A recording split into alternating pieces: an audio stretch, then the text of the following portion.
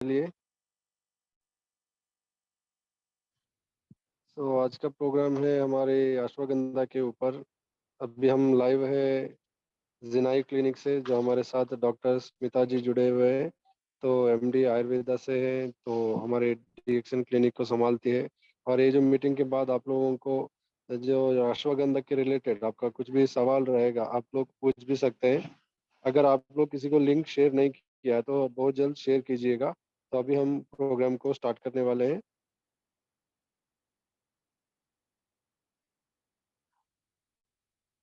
Okay, I'm going to hand over the session to Dr. Smita Sonuwaneko. Welcome you, doctor.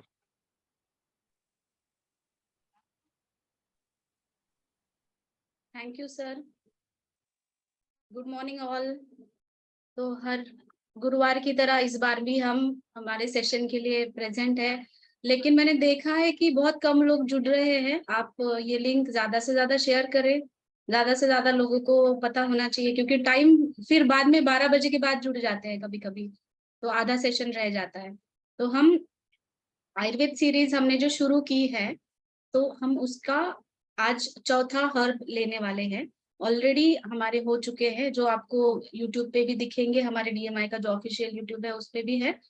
और आज अश्वगंधा है। अश्वगंधा एक main topic है। अश्वगंधा को बहुत इंपॉर्टेंस दिया गया है आजकल भी। आजकल अश्वगंधा आउट ऑफ इंडिया या फिर सिंगल हर्ब्स करके कोई भी यूज करता है। हमारे जो ये 6 सिंगल हर्ब्स है, वो सारे मतलब ऐसे चुन के निकाले गए हैं आयुर्वेद के हर्ब्स में थे।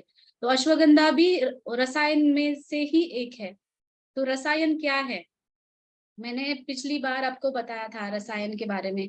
जैसे ब्राह्मी का रसायन हो गया हमारा, उसके उसके वक्त ही बताया था कि रसायन कैसा काम करता है। रस का अर्थ होता है रस और आयन। रस का आयन मीन्स रस हमारा पहला धातु है, उसके बाद के सारे धातु का जो पोषण करता है उसको रसायन कहते हैं। तो इसका नाम रसायन इसकी वजह से है।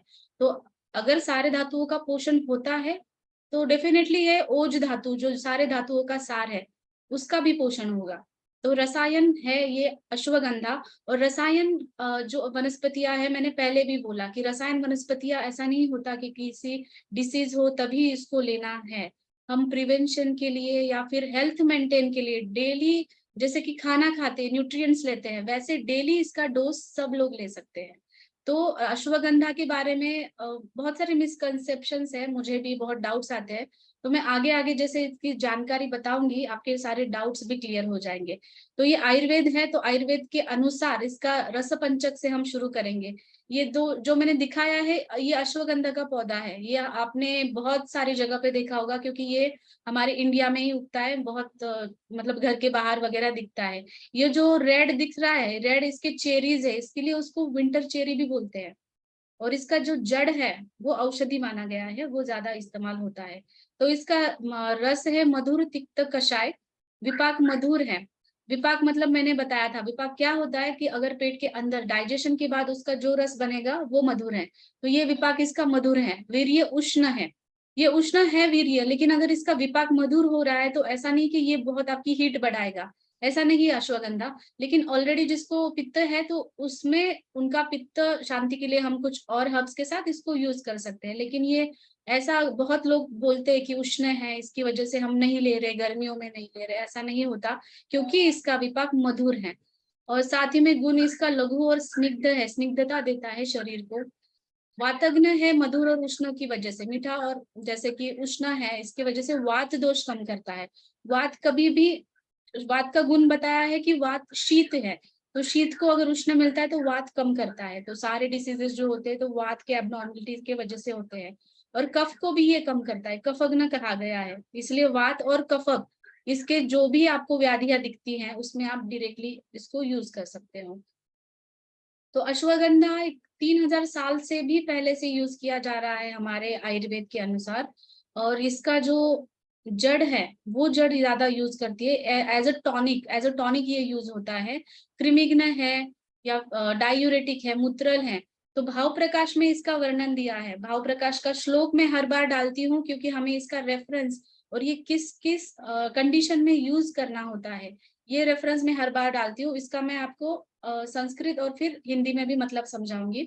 तो अश्वगंधा अनिल श्लेष्मा श्वित्र शोथ क्षयापहा बल्या रसायनी तिक्ता कषाय उष्णा अति शुक्रला। इसका मतलब है अनिल श्लेष्मा, अनिल श्लेष्मा मतलब वात और कफ, उसको कम करता है। श्वित्र को कहा जाता है कि जो सफेद कोड रहता है, सफेद कुष्ठ होता है, विटिलोगो जिसको कहते हैं, उनके केसेस में भी ये यूज होता है। श्वित्र मतलब। शोथ मतलब स्वेलिंग, शरीर में कहाँ पे भी स्वेलिंग है वहां पे ये यूज होता है। क्षय, क्षय का मतलब है धातु क्षय, या फिर शरीर में कहीं भी आपको क्षय दिख रहा है, कमजोरी दिख रही है, उसमें हम यूज कर सकते हैं। बल्य है तो ये हमें बल देगा, बच्चों में भी है या फिर सब में जिनको कमजोरी लग रही है उसको बल देगा। रसायन है, रसायन मतलब पूरे हमारे शरीर के धातुओं को बल देगा, रसायन रसायन करेगा, रस का आयन करेगा। तिक्त है, कषाय उष्णा है, अति शुक्रला है। तो शुक्र धातु सबसे इंपॉर्टेंट कहा गया है शरीर में। शुक्र धातु वुमेन में भी और मेन में भी, मतलब दोनों के हेल्थ में ये कैसा उपयोगी होता है मैं आपको आगे बताऊंगी। तो अश्वगंधा आजकल जो ज्यादा यूज हो रहा है, उसका स्ट्रेस जो कम होता है, उसकी जो क्वालिटीज है स्ट्रेस कम करने की, क्योंकि एक नर्वाइन टॉनिक कहा गया है इसको, जो हमारे नसों पे काम करता है। इसकी वजह से ये स्ट्रेस मैनेजमेंट में बहुत अच्छा है। ब्रेन का जो फंक्शन है उसमें अच्छा है। फिजिकल परफॉर्मेंस अगर बढ़ाना है, कोई एथलीट है या कोई गेम्स में है, तो उनको उनका फिजिकल परफॉर्मेंस बढ़ाना है, जैसे रनिंग में है, स्पोर्ट्स में भी ये आप यूज करते हैं, तो उसका परफॉर्मेंस अच्छा बढ़ेगा। मतलब वो थकेंगे नहीं, ज्यादा एक्सरसाइज भी करेंगे तो थकेंगे नहीं। जैसे कि हमने देखा कि जिम में जाते हैं तो बहुत सारे न्यूट्रिशनल सप्लीमेंट्स लेते हैं कि बॉडी बननी चाहिए, मांस मतलब मसल्स बनने चाहिए, इसके लिए। तो इससे अच्छा कि हम हमारा नेचुरल हर्ब अश्वगंधा ऐसे केस में शुरू कर सकते हैं कि जिम है जिसको मसल्स बनाने हैं, मसल बिल्डअप करनी है, तो अश्वगंधा ये बहुत अच्छा काम करता है उसमें। और साथ ही ये न्यूरो प्रोटेक्टिव भी है, नर्व्स को भी प्रोटेक्शन देता है। इसकी वजह से ये न्यूरो डिजेनरेटिव जो डिसीजेस हैं उसमें ये ज्यादा इस्तेमाल होता है। आयुर्वेद के अनुसार इसके इंडिकेशन बताए हैं कि हम इसमें इसको किस किस अवस्था में इस्तेमाल कर सकते हैं। तो ग्रंथों में जो जो वर्णन आए हैं, जो जो डिसीजेस, तो श्लोक में मैंने पहले बता दिया, लेकिन उसके अलावा जो जो डिसीजेस है इसमें हम यूज कर सकते हैं उसका मैंने लिस्ट दिया है। तो इसमें हम मूर्छा में यूज कर सकते हैं, जिसको बार बार चक्कर आता है, चक्कर आके गिर जाता है। इपिलेप्सी में है, जिनको अटैक आते हैं इपिलेप्सी के। साइकोसिस होता है, ज्यादा सोचते हैं, उसमें भी अटैक्स आते हैं। कार्श में यूज करते हैं, जो बहुत ही दुबले पतले होते हैं, उनको अगर हेल्दी वेट मेंटेन करना है तो उसमें ये यूज होता है।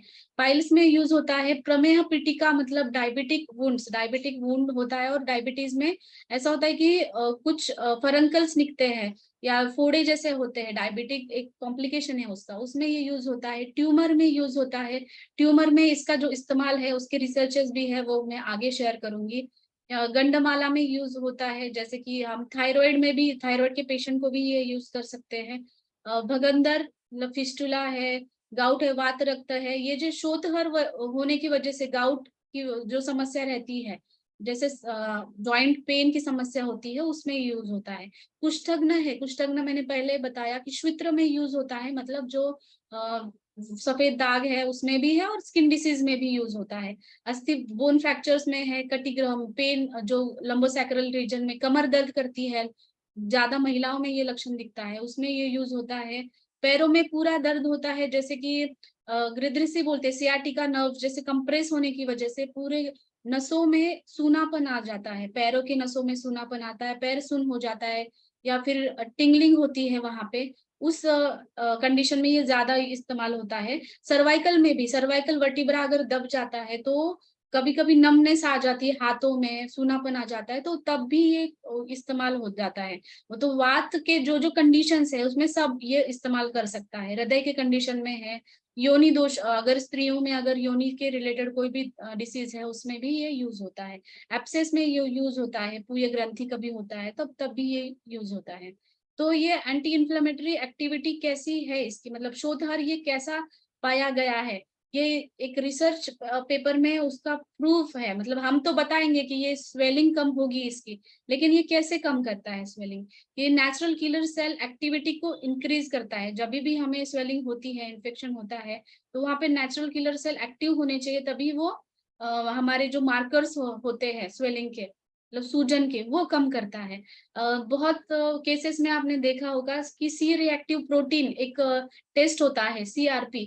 कोविड में भी ये हमेशा किया जाता था, कोविड के टेस्ट के साथ। तो उसमें ये देखा जाता था कि ये सूजन कितनी है शरीर के अंदर, चाहे वो लंग्स में है, हार्ट में है, या बॉडी में कहीं पे भी स्वेलिंग कितनी है, वो देखा जाता था। तो ये सी रिएक्टिव प्रोटीन को नॉर्मल करने में ये मदद करता है।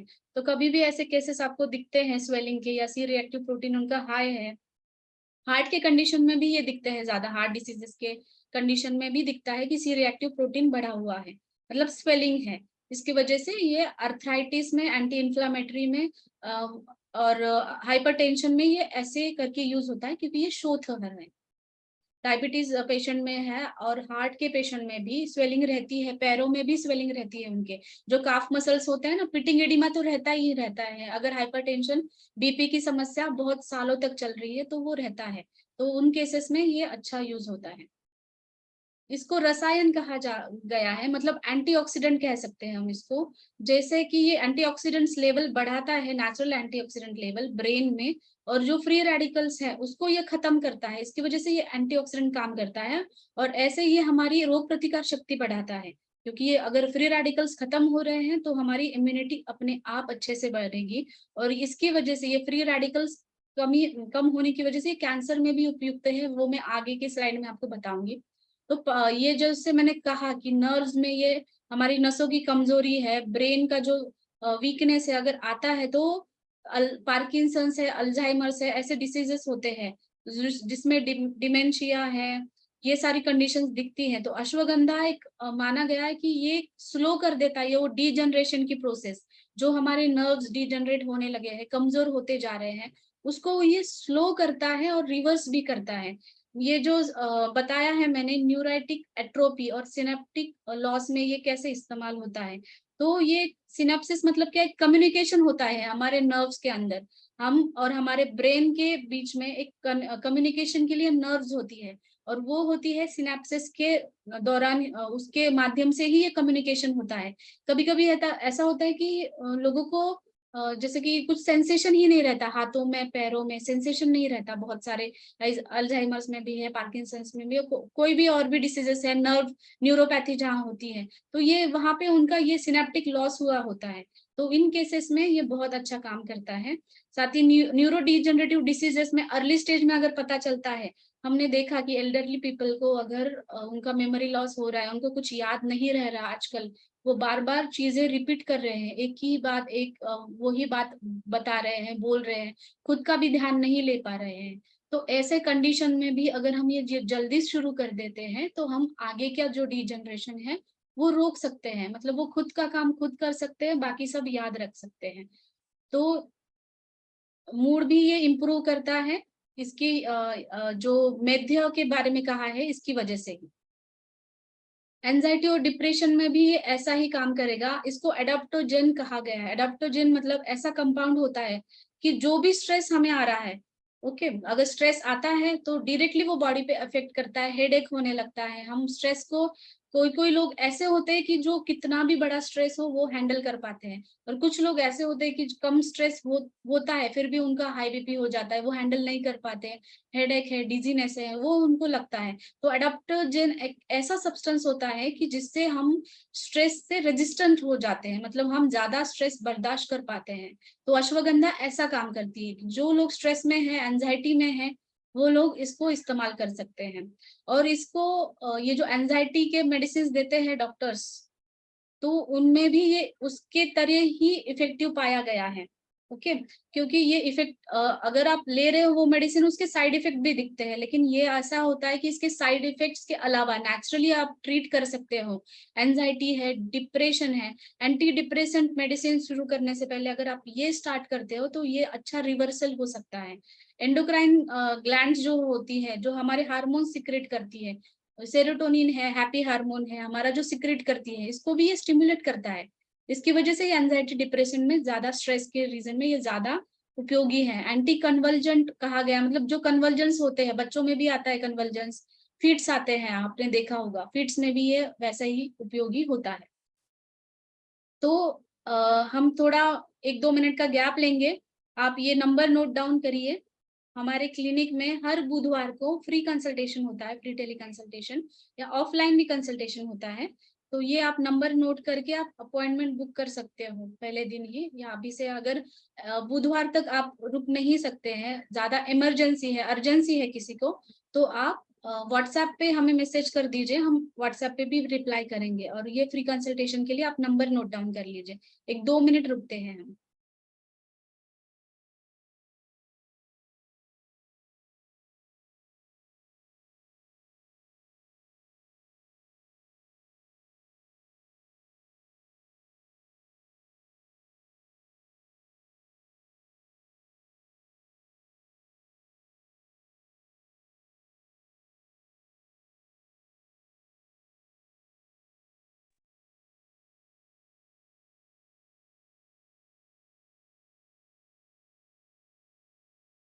ओके,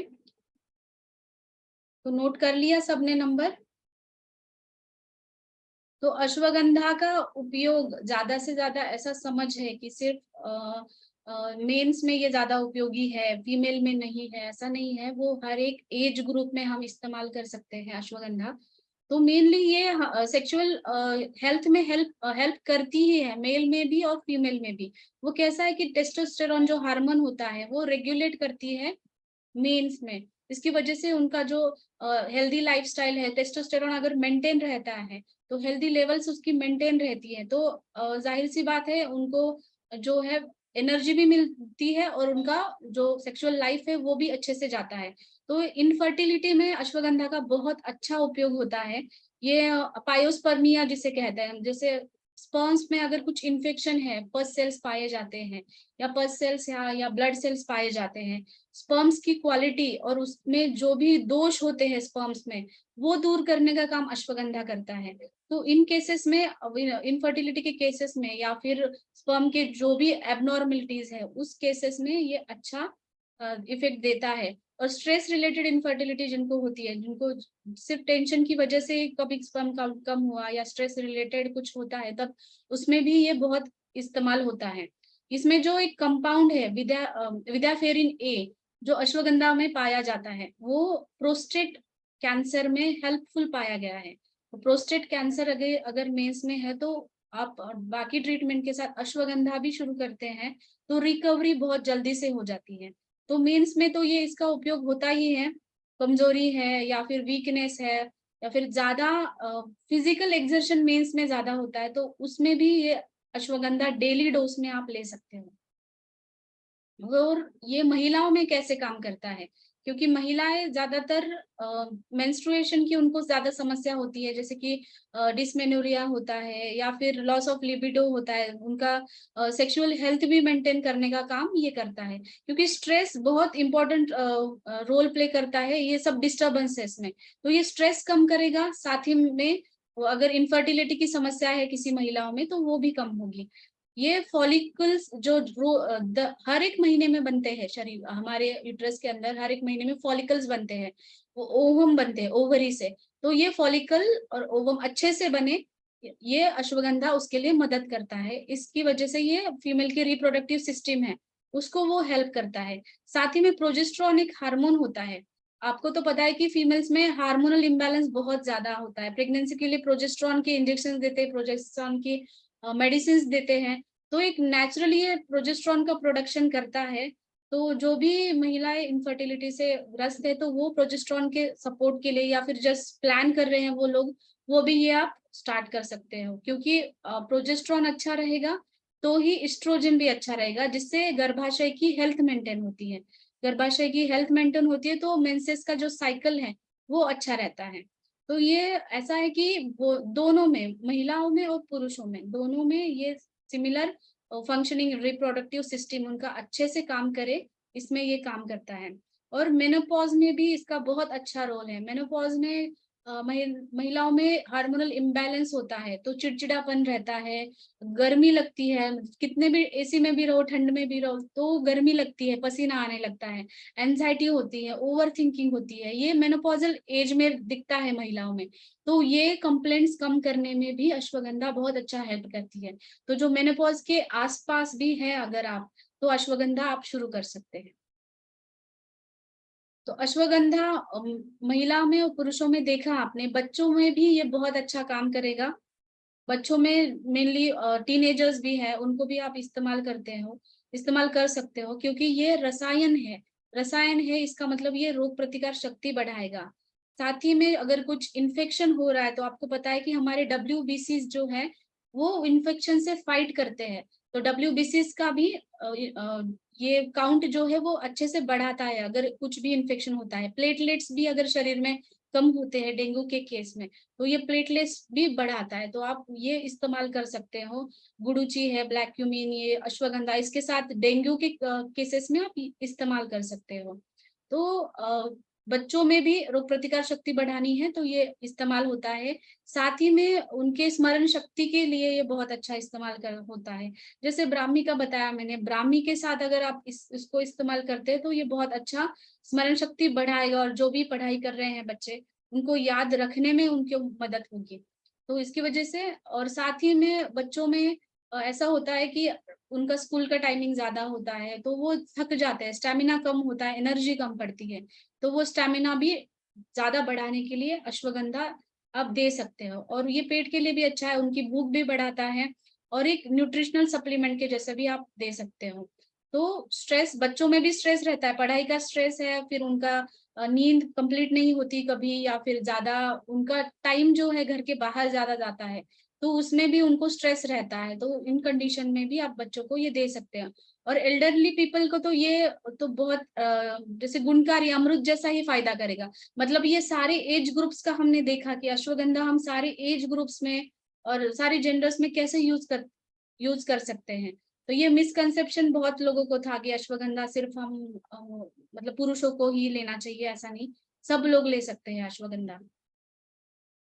तो अश्वगंधा कैंसर में भी इफेक्टिव पाया गया है, जैसे मैंने प्रोस्टेट कैंसर में पहले बता दिया गया, अभी वो breast cancer, colon cancer, blood cancer, इसमें भी ये यूज होता है। मेलानोमा के ट्रीटमेंट में अगर हम अश्वगंधा यूज करते हैं, तो उसका जो कंपाउंड है विडाफेरिन ए, ये बहुत अच्छा काम करता है जो स्किन कैंसर होता है उसके अंदर, क्योंकि ये सेल का प्रोलिफरेशन है, सेल की जो प्रमाण है, कैंसर में सेल ग्रोथ होती है, तो वो कम होता है। तो एंटी ट्यूमर एक्टिविटी मैंने पहले बता दिया इसको, ये ग्रंथि में यूज होता है, मतलब एंटी ट्यूमर एक्टिविटी है।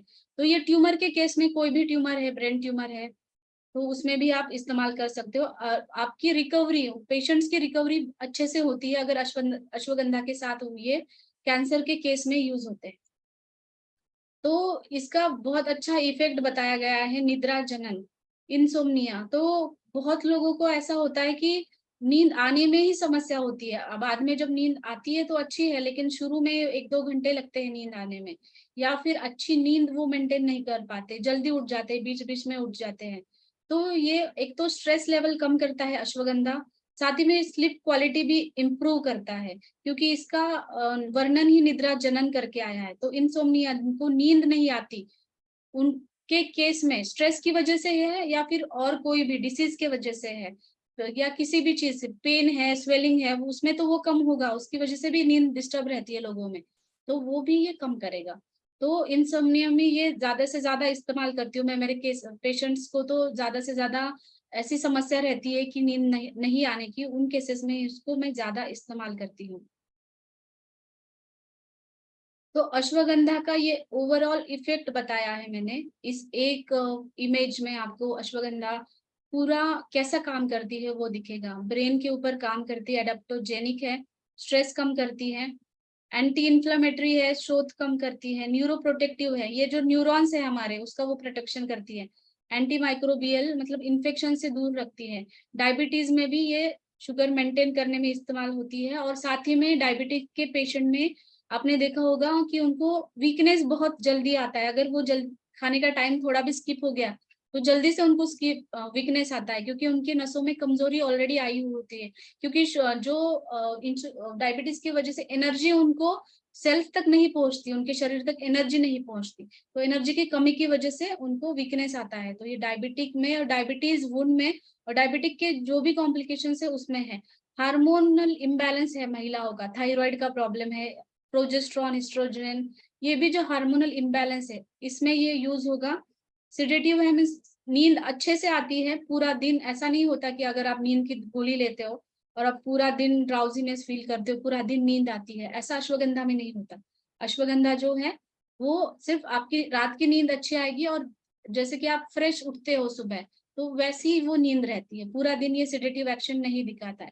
कार्डियो प्रोटेक्टिव है, एंटी इन्फ्लामेटरी है, और एंटीऑक्सीडेंट होने के कारण ये हमारे हृदय को सुरक्षा देता है। तो ये कंक्लूजन है, रसायन है ये मेनली जो मैंने कंक्लूजन बताया था अश्वगंधा का। तो एंटी स्ट्रेस है, न्यूरो प्रोटेक्टिव है, ट्यूमर में इस्तेमाल होता है, पार्किंसन, डिमेंशिया, मेमोरी रिलेटेड कोई भी डिसीजेस है उसमें आप यूज कर सकते हो। तो ये बेस्ट टॉनिक है सबके लिए, मतलब ऑल एज ग्रुप के लिए ये बेस्ट टॉनिक माना गया है अश्वगंधा। तो अश्वगंधा का डोज मैं बताना चाहूंगी कि अश्वगंधा का डोज है, एक एक हेल्दी पर्सन है तो एक एक ले सकता है 2 टाइम पे। अगर कुछ डिसीजेस है जैसे पार्किंसंस या फिर कुछ भी ब्रेन डिजेनरेटिव डिसीजेस है, डायबिटिक कॉम्प्लिकेशंस है, तो उनको हम 2-2 कर सकते हैं ज्यादा से ज्यादा, लेकिन इतना डोज सफिशिएंट है, उससे ज्यादा करने की जरूरत नहीं है। तो अश्वगंधा तो ऐसे आप गुनगुने पानी के साथ भी ले सकते हो। अगर नींद नहीं आती है जिनको, तो वो रात में 2 अश्वगंधा दूध के साथ भी लेके सो सकते हैं। लेकिन दूध का भी ऐसा होता है ना, आजकल अडल्ट्रेशन रहता है, तो दूध आपको प्योर मिलता है वो देख के ही आप उसका अगर दूध के साथ सेवन करेंगे, तो जो जिनको नींद नहीं आती, ये जो समस्या है, उनमें ये अच्छा काम करेगा।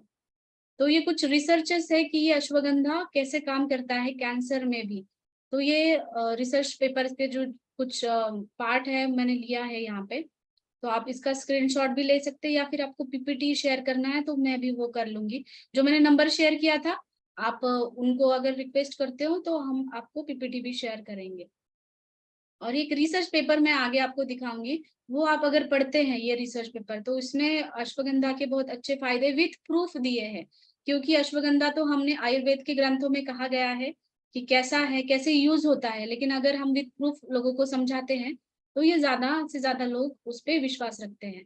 तो ये रिसर्च पेपर है, और भी बहुत सारे आपको बहुत थाउजेंड्स ऑफ रिसर्च पेपर मिलेंगे, लेकिन उसमें से एक है जो मैंने अभी देखा है, तो आप भी ये लिख सकते हैं, नोट डाउन कर सकते हैं, और ये आप पढ़ सकते हैं अश्वगंधा अश्वगंधा के लिए। तो अश्वगंधा के बारे में आपको जो भी डाउट्स है तो आप पूछ सकते हैं अभी।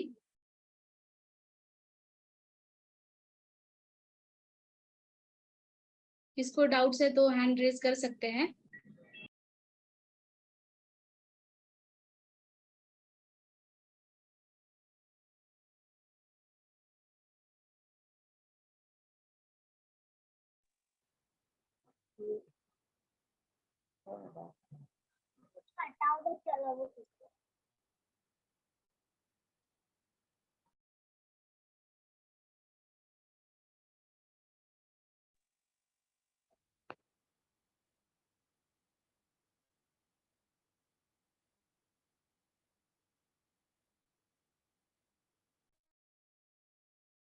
ओके, पूजा पवार जी ने पूछा है कि can it be consume in pregnancy and nursing time.